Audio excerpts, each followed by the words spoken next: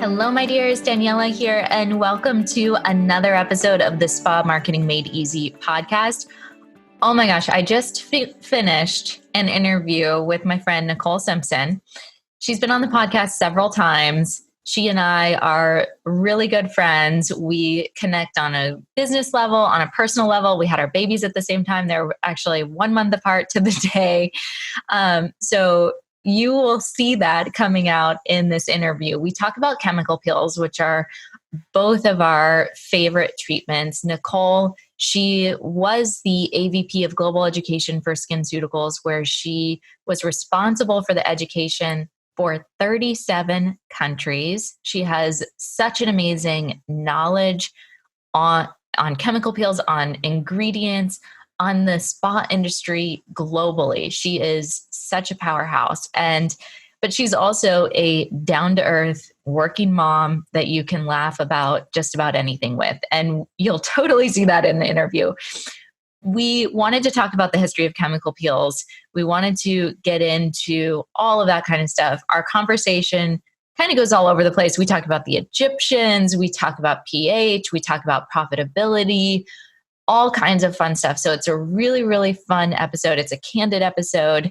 I hope that you enjoy it. If you guys have any questions, be sure to head over to the Spa Marketing Made Easy Facebook group, pop them in there, tag me, tag Nicole. We're going to include all sorts of good stuff for you in the show notes of this episode, some different studies and all kinds of good stuff like that to help you learn, to help you understand different acids and all the good stuff with chemical peels. So be sure to check that out. And without further ado, I'm going to go ahead and play that interview. All right, my good friend Nicole Simpson back on the podcast again. I'm so happy to have you. I'm so happy to be here. So I wanted to have you on because you're a wealth of knowledge on so many different things. But today I really wanted to talk about chemical peels and getting into kind of the history of chemical peels, how they've evolved over time, how they've been used in the skincare industry since like the Egyptians. If there was a skincare industry then, I mean. Oh my God, can you imagine? Actually, I found some good info on the Egyptians. I can't wait to talk about them. Yeah, but it's chemical peels are kind of one of those things that I feel like they, like so many things in the industry, we've seen this with micro needling and different things. There's kind of these waves where they get really popular and then they kind of die out and then get really popular and kind of die out. Right. That with chemical peels, there's definitely times where they're more interesting than not, but they seem like a pretty constant in our industry. Right. They definitely are. And, there's such a good reason for it.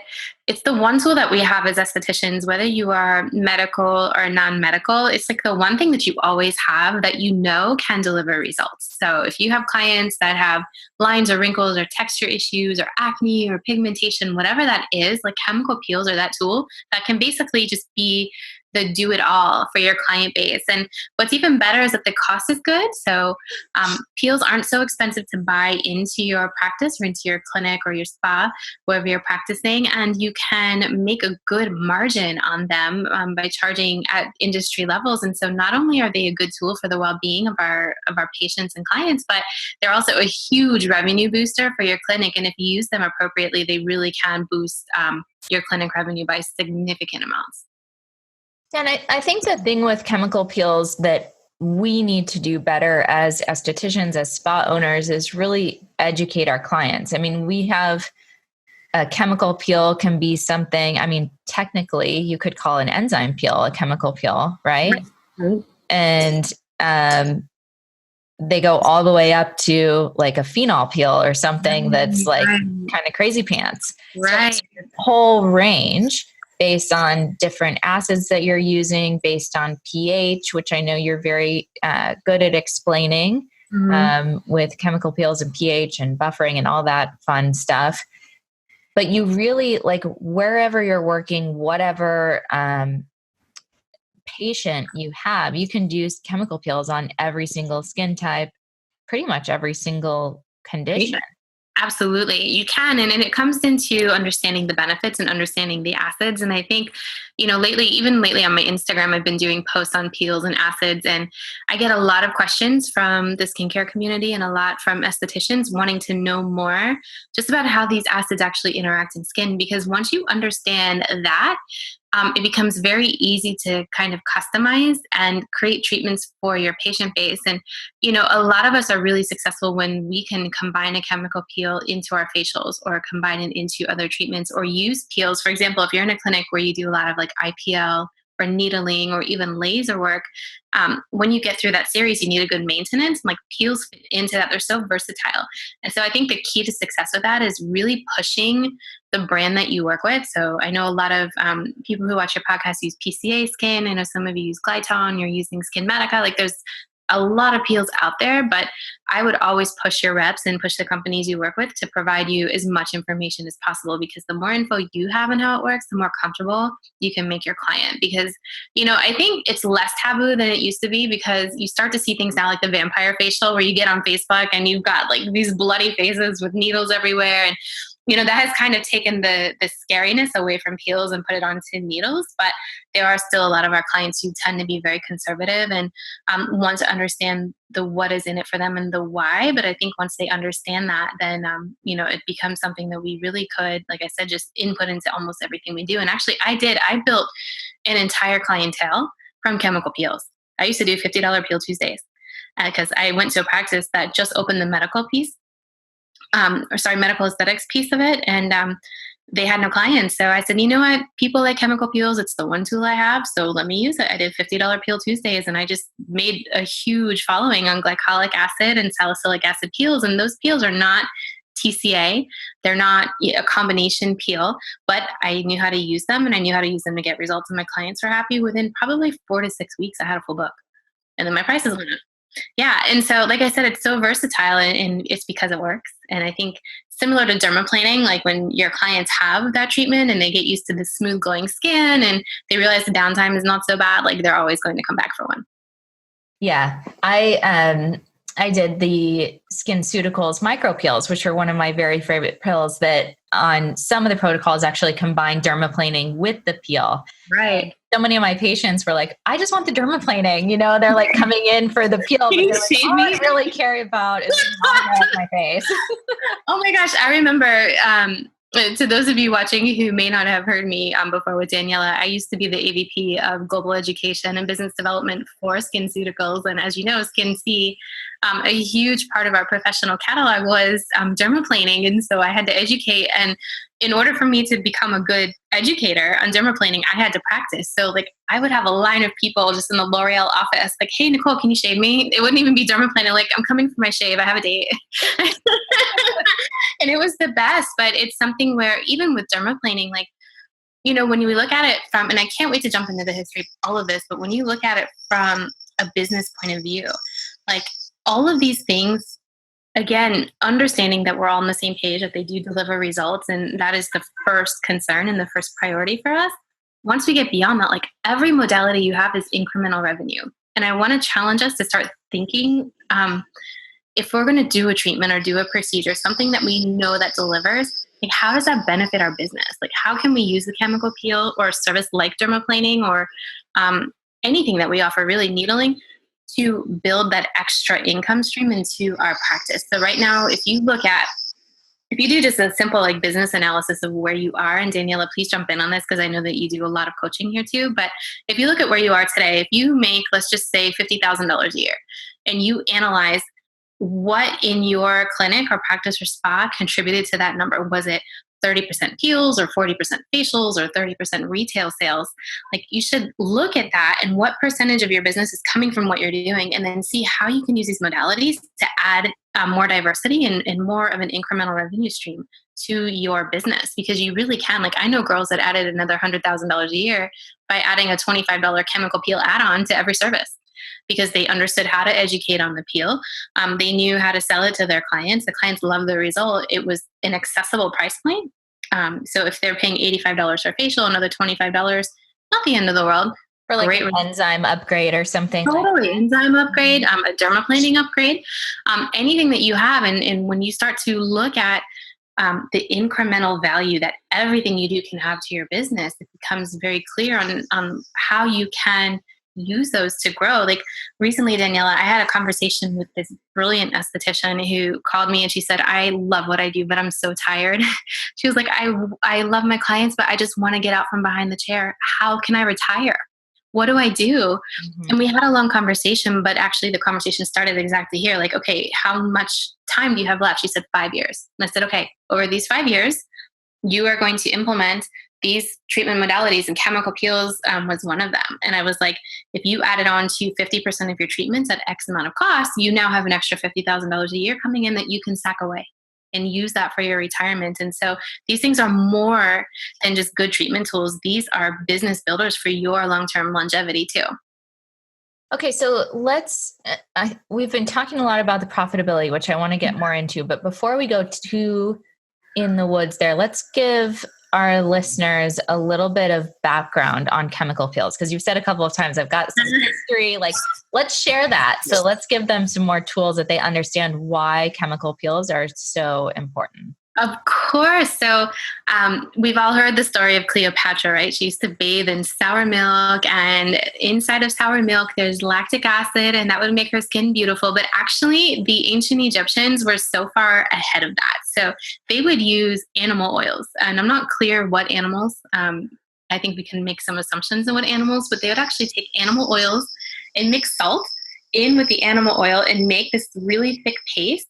And then they would mix that paste with alabaster, which is kind of like the clay type substance. And they would cover the entire body with it and then soak in sour milk and then scrub off everything with the salt and the alabaster. And so they actually use, this is the first time in history, in written history, that we're seeing a physical exfoliation being combined with a chemical exfoliation being combined with a lipid replacement. Animal oils are very rich in omegas, so omega-3, omega-6, probably omega-9, assuming that it was probably either a goat or a sheep that they would use, or maybe the oils coming from the hair.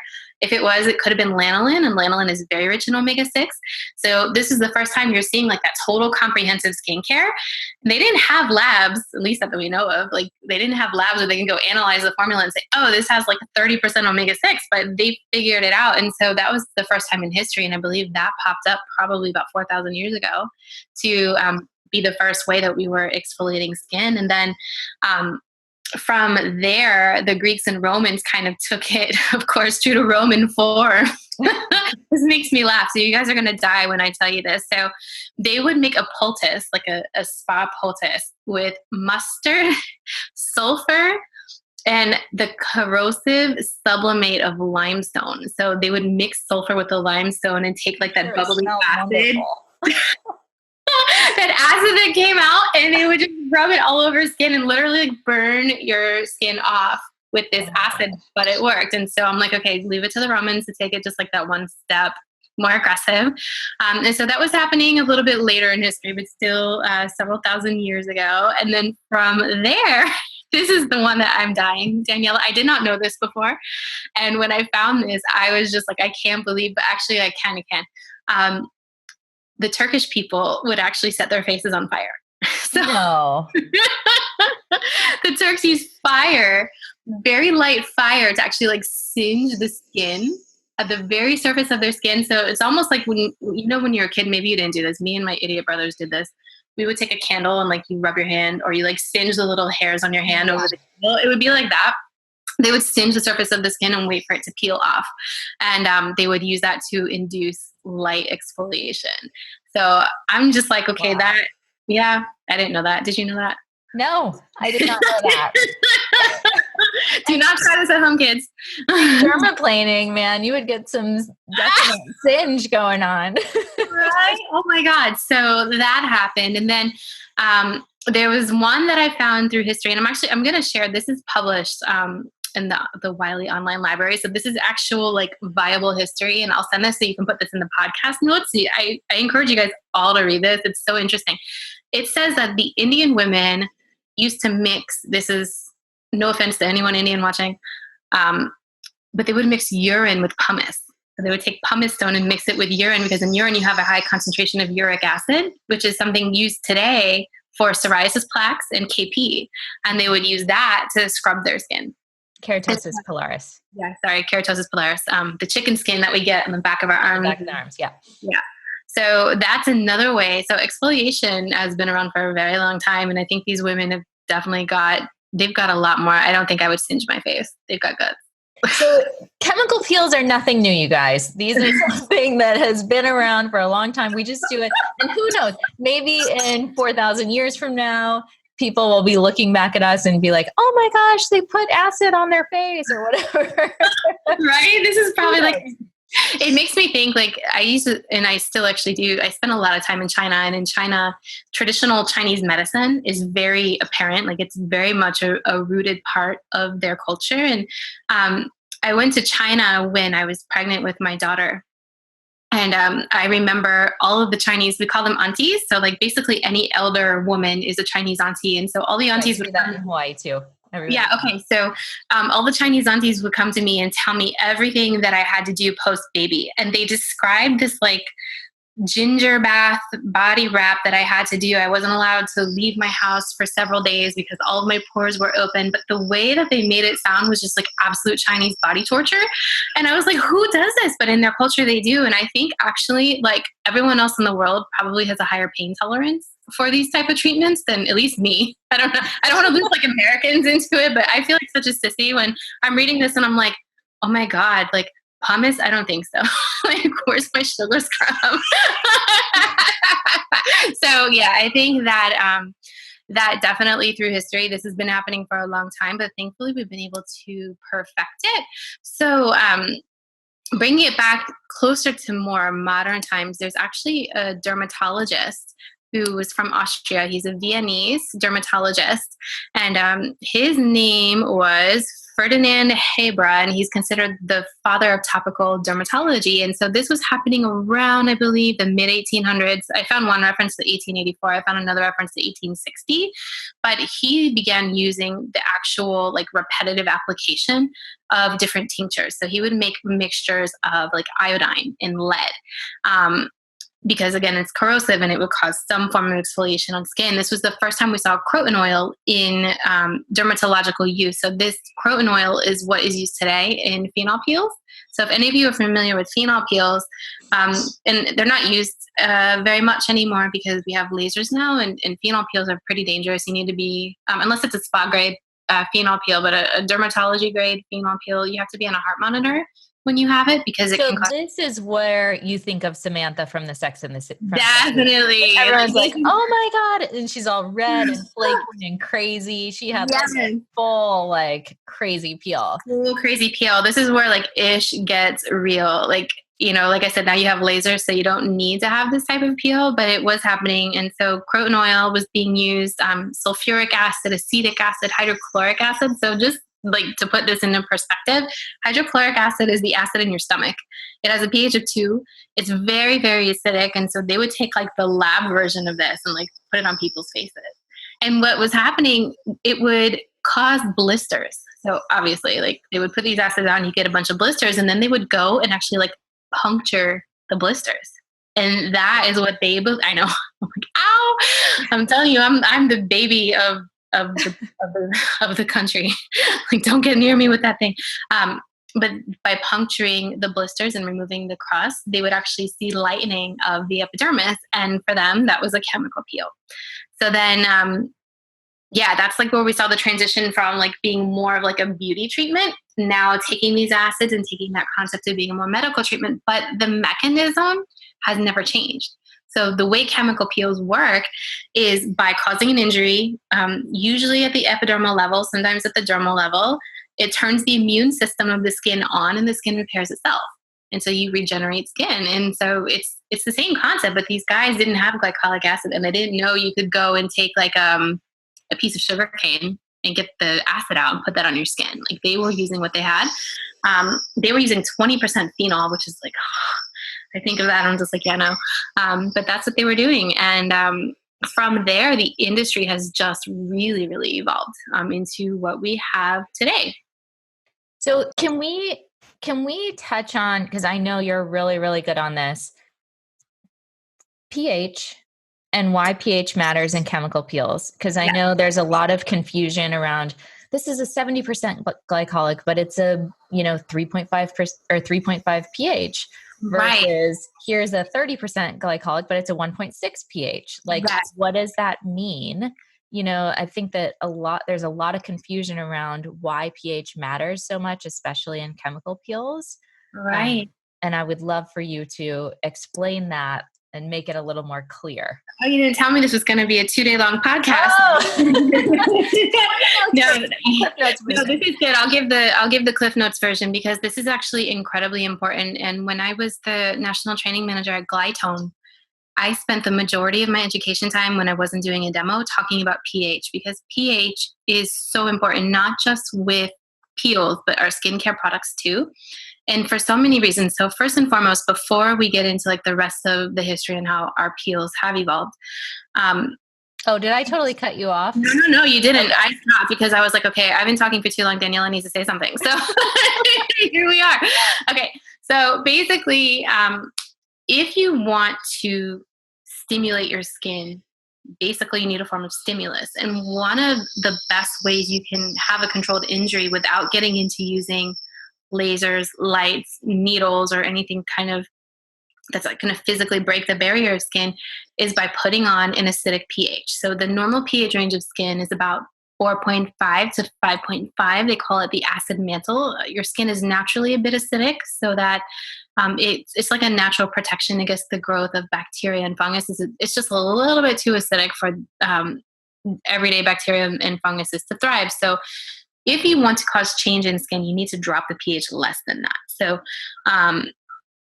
that is kind of like the why acids, the whole reason we use acids and not like bases. So like bleach is a base. There are other elements out there that are highly alkaline in pH, but we don't use them. They're corrosive, but they don't work the same way. So skin is just really receptive to acids.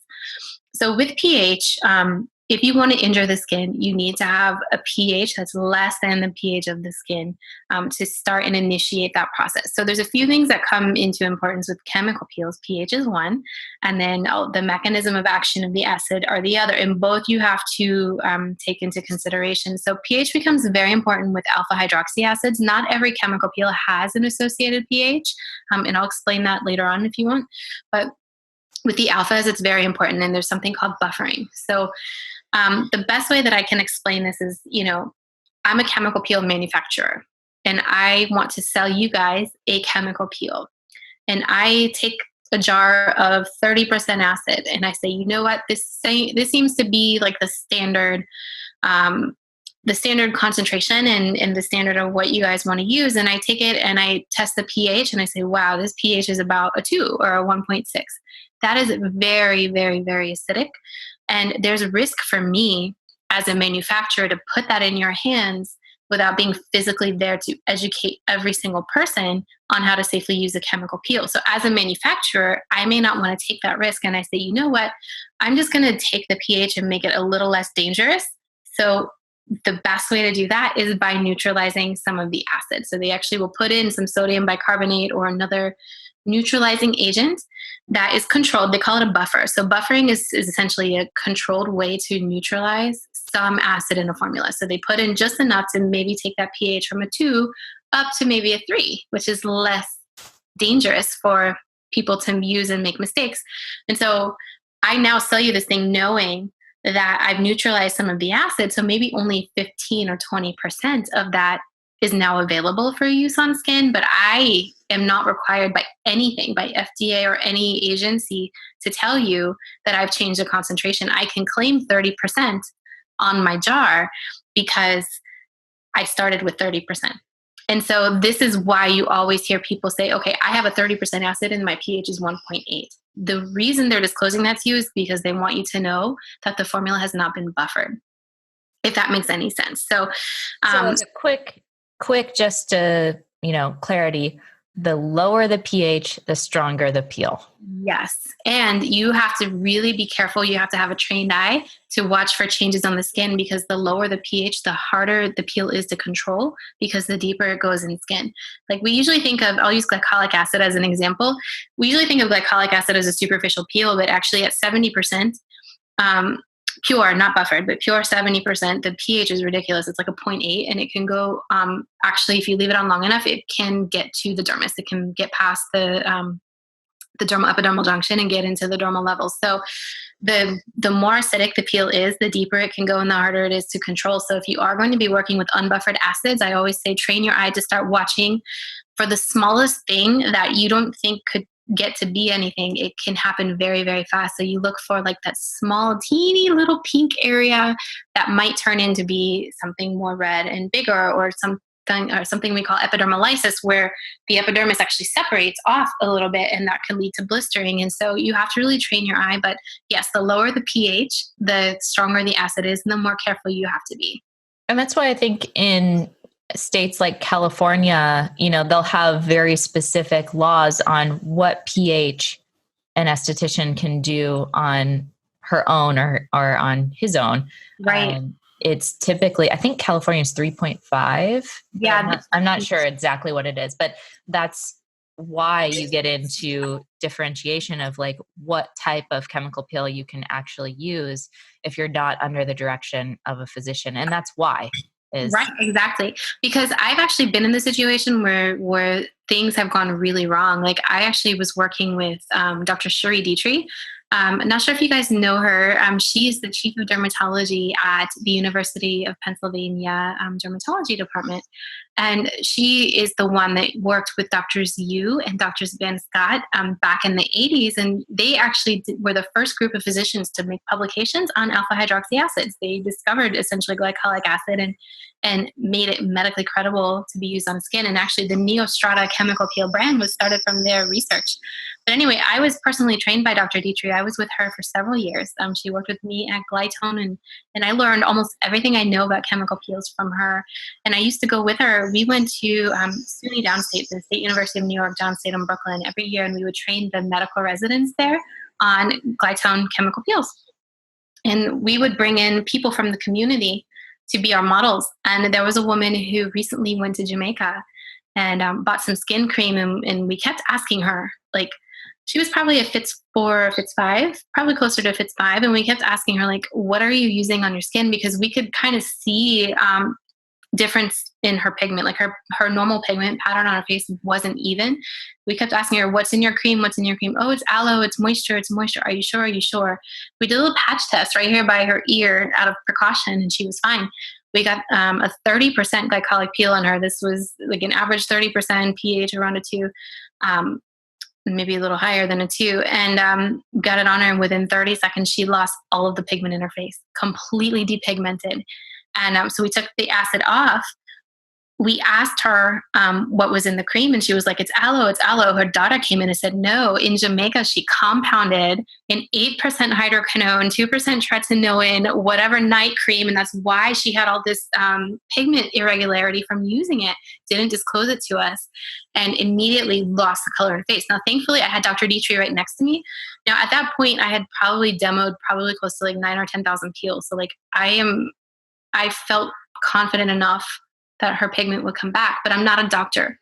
So I can't write a prescription for a steroid. I cannot medically fix her, and she required medical attention in that moment. Thankfully, Dr. Dietrich was there. We got a steroid on her. Within probably an hour, all her pigment was back, and she was fine. She didn't burn her scar. But those things happen. And so that is why it's so scary. It's so scary. I've had 2 of all the peels I've done. I've had 2 adverse events. That's one, and the other one was with pyruvic acid, and it resulted in a burn. Again, non-disclosure. Patient was on Tazorac, didn't tell me, thought she'd be fine, and the acid reacted with it. So my point is that is why there are a lot of state level regulations. It's not to say that as an esthetician you can't be trained and you're not good at chemical peels. It's because when, sorry for my language, but when shit gets real, like you don't have the tools to get out there and fix it, where a doctor has those things like right in their closet. And so that's why it's important to really like train your eye and be safe as possible, but also working with chemical peel brands that disclose everything. As a provider, you need to know what percent of acid you have. If there's a pH available, what is the pH? And you need to understand like how deep does that peel go? They might tell you, oh, this is a modified Jesner and it's only superficial, but how do they know? Have they tested it? What's the safety behind it? So again, like Daniela said earlier, like we need to really understand our acids and our tools. And I would challenge you, our manufacturers, to give you all of those pieces of information. because safety is the most important thing. It affects everybody. Absolutely. Yeah. So, okay. Do you want to finish your history of chemical peels that I so interrupted you? Because I'm on the stage. I think it's so important. I think it's really not talked about enough because in chemical peels, you always hear the strength. You don't hear, and I always see these conversations, especially when I was doing the Estheticians Connect Facebook group. Right. In there, everyone was always like, well, what strength? What strength? I'm like, why is no one talking about pH? This is something that we really like. Strength is important. Acid composition is important. But the real key is like, what's the pH? How are you going to know, right. If you have going to go. Totally. Like if you have a 70% glycolic and the pH is 5, it's basically water. All the acid has been neutralized. And so you're not going to have any result either. And so you really, like, you make an excellent point. Like you really have to be aware, like what's in your hand. And I think most of us are, but the pH piece is so confusing. And if I see Daniela set me up here because I'm a total nerd and I'm just like, I have a chart. Like I have a pH chart that goes from 0 to 14 and I have a whole lecture, but I can't share it on a podcast. So maybe I'll find it and send it to her for the podcast notes. If we can find it, we'll find it. But just, yeah. So, okay. Do you want to go in the direction of finishing the kind of history of chemical peels? Do you want to share what you see happening in the future? Do you want to talk about profitability? I'll start. Okay. So just to finish up on the history. So like in the early 1800s, we started to see like these kind of hefty acids being used in dermatology. Plastic surgery also got in on the action.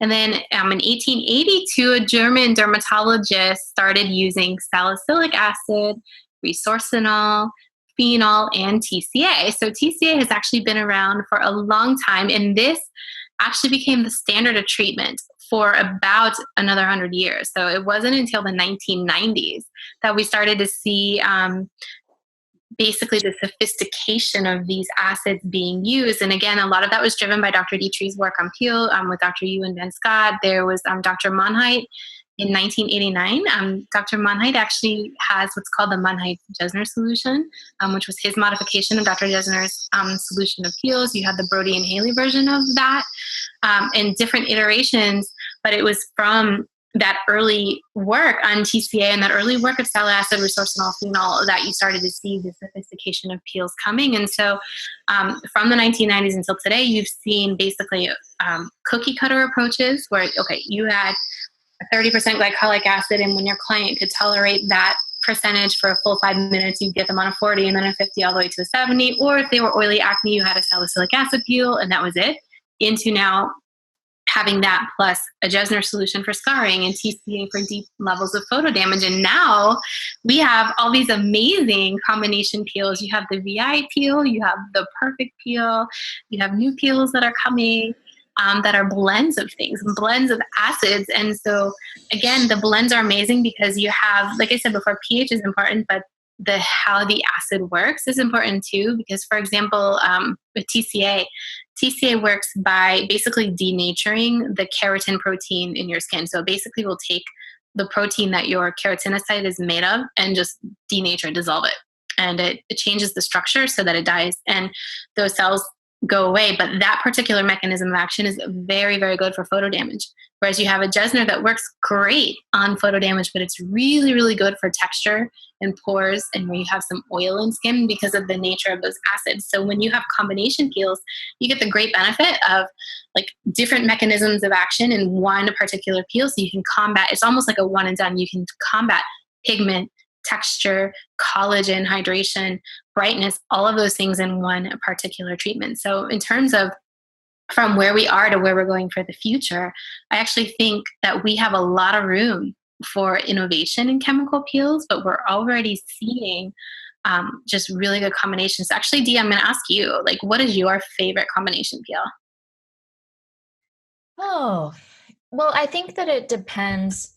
Like you said, it depends. So I played a lot with SkinCeuticals, the micro peels, and I loved having that combination of glycolic, lactic, and having the salicylic acid option.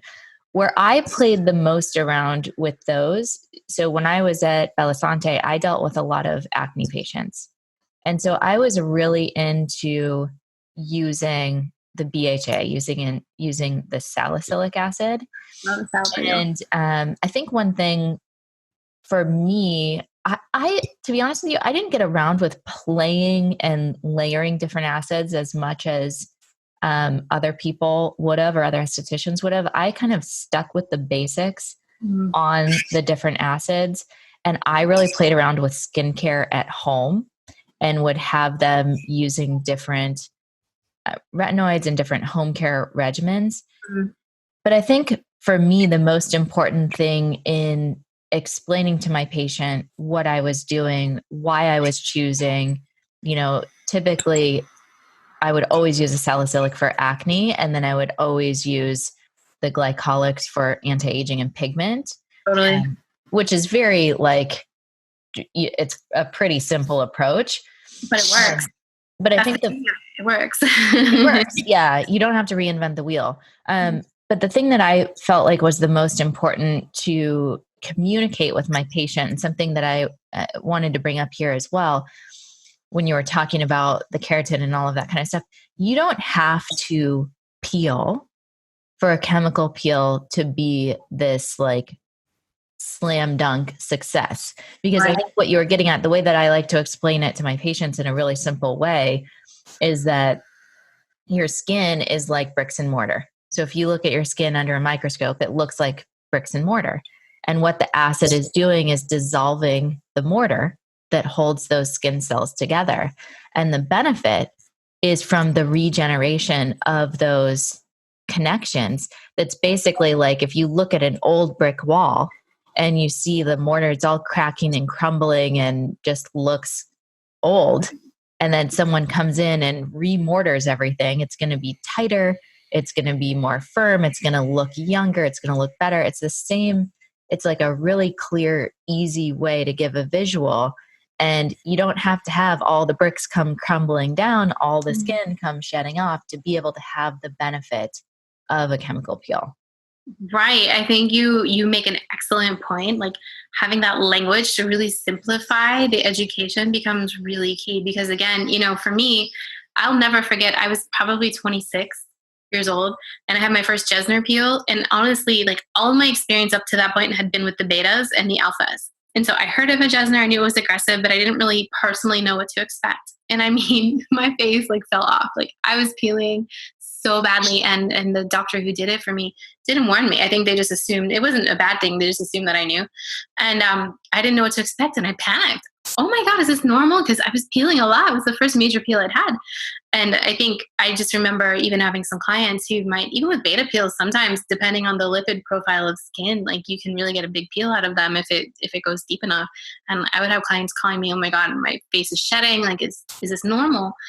And I think just having that simple education really makes a difference in building that confidence. Also, there's the opposite where a patient won't peel at all. Yeah, and they freak out. And they freak out because they're saying it didn't work. And it's, the point that I was trying to bring home is whatever acid you choose, some people are going to peel a lot and some people are not. And it's really not the benefit of what you're doing in someone's skin is not how many layers do you get to flake off?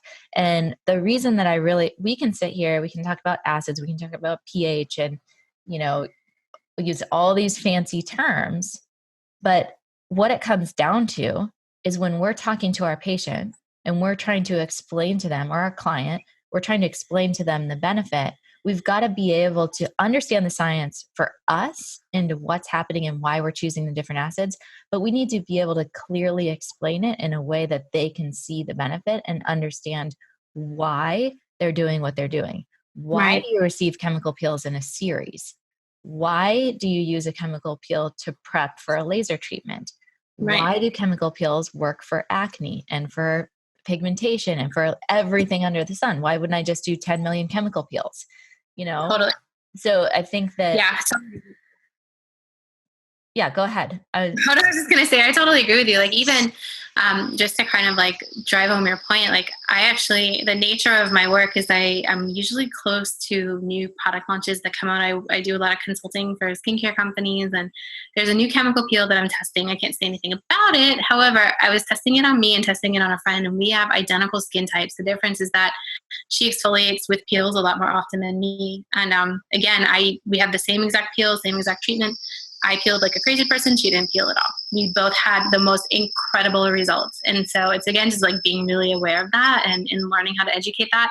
My suggestion is Daniela does this actually really well. It was like coming up with those elevator speeches on like what it means and why, like helping a client understand why they need it simply in simple terms and what to expect, what to do at home, just quick 30-minute or 30 second bite-sized pieces.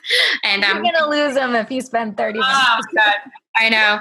So yeah, that's something that's just so incredible. But I think, with chemical peels in the future, you're going to see more innovation in a combination therapy. And when I say combination, it's not necessarily like what acids are in the jar. It's going to be like, what are you doing before you have the peel? What happens in the office the day you have the peel?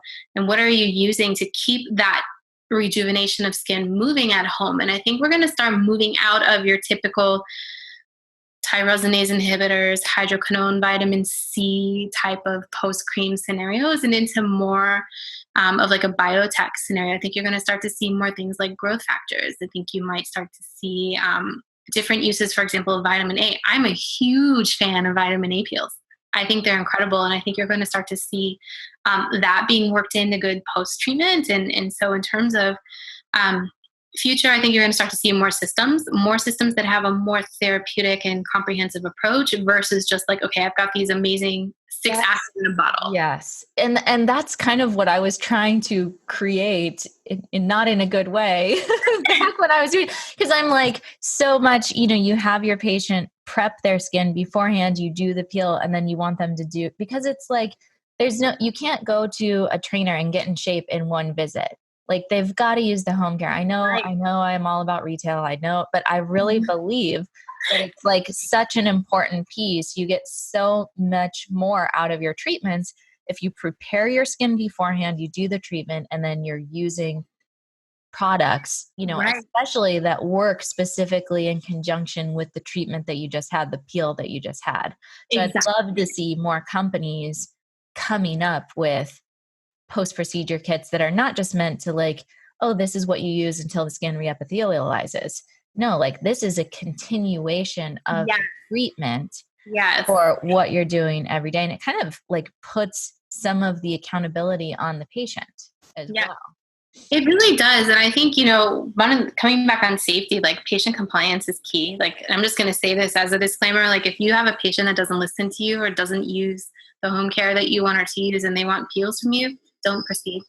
If you have any doubt, don't proceed. That's where you see it. But I do think if you have that compliant patient, that they do need to take ownership. And a lot of them do want to take ownership. Like if they're investing in a peel series, like they want that result. And it's just, again, on us to like educate why they need that home care and what that home care is going to do to round out the treatment. But I think you're right. Like having that more like comprehensive approach is something that's lacking. And I think that's where you're going to start to see things go. Very cool. All right. So this episode was kind of all over the place in lots of amazing ways. And I never know what's going to happen when I talk with you, because we could go on so many different tangents. But with this, is there anything else that you want to leave our listeners with? Anything for estheticians who are wanting to do more research on chemical peels, get to know more about pH, just consider bringing it into their practice? Like, what would be your advice for someone who's like, this was an amazing episode, what do I do next? Oh gosh. Okay. That's a loaded question. So, okay. I always believe in I've had a lot of success as an esthetician from having lots and lots and lots of knowledge. I think the more knowledge you can have about the technology in your hands, the better. And this is not just like the brochure that the manufacturers make you. Like, get online, look up clinical studies. Like, I'm a huge fan of reading the old, like 1984, 1986, 1991 clinical papers from Drs. Yu and Van Scott. I can try to forward some references again for the notes so that at least maybe we can put some links there that you guys can click on to go read those papers, and start there. Like, start understanding the physiology of how these acids like interact with skin. And it's not just a pH thing. Like, pH is good, and there's a lot of resources out there on pH and skin, but I think it's understanding like, where does the acid go and why? How does it work? Like, how is it working in skin? Like, what is it doing? And how you can take that technology and make it like part of the long-term anti-aging strategy for a client. Like, if they come to you and they have an imminent need for, like, say they have melasma and they're like, please deal with this pigment for me, that's fine. You have tools and aggressive peels and things you can do for that melasma, but like, what are they doing 5 years from now? Like, what are their goals 10 years from now? And like, what tools do you have in your box that you can give them? Like, is it their monthly 30% glycolic or whatever that is to help them reach their goals? And so I would challenge you just to think long-term with your clients. Home care is critical. Peel prep is critical. Understanding your technology is critical. And there's so much information out there. Like I said, I'll try to forward everything that I can, so that we can put it in the podcast notes. But knowledge is power in this sense. Even the history, like, the history is fun, but it's actually kind of cool to watch because you can see just how technology is being used, like, in this sense. And you can almost like see like the predictions of where it's going to go. So it's the history is unique, but also just from like a business point of view, like, don't underestimate the power of, even if it's an old school, like, how can I tell you how many times I would go and talk about glycolic acid peels and people would be like, that was so 1994. I'm on my Jezens now. And I'm like, yeah, hello, duh, but it works. And these tools work, and they're still here for a reason. I mean, if TCA is still working and being used since 1882, like, glycolic acid still has I know a lot of estheticians that love TCA. Yes. They love it. Yes, because it works. And it's same predictable. Yeah. Totally predictable. Well, with the right manufacturer, it is predictable. A little side note, don't go compound your own TCA. Buy it from someone who's already done that. It does I feel like it's predictable, but side note here. It does explode. I've actually seen TCA on the shelf like explode because they put it in a non-stable formulation. So don't compound your own TCA. But I would say that from a business point of view, do not underestimate the power of peels to like build an extra like revenue stream coming into your total portfolio. If you're not maximizing peels in your practice, in your spa, in your clinic, wherever you are, do not underestimate the business opportunity, because trust me, it is there. Okay, so that's going to be our next episode. Yeah. Business profitability, how to blow up your business with chemical peels, not the TCA kind of blowing up, but exactly. Blowing up your profit. In 5 years, yes. All right. Perfect. Well, thank you so much for your time, for your expertise, and we will definitely see you on another episode. Thank you, Daniela. It's been a pleasure.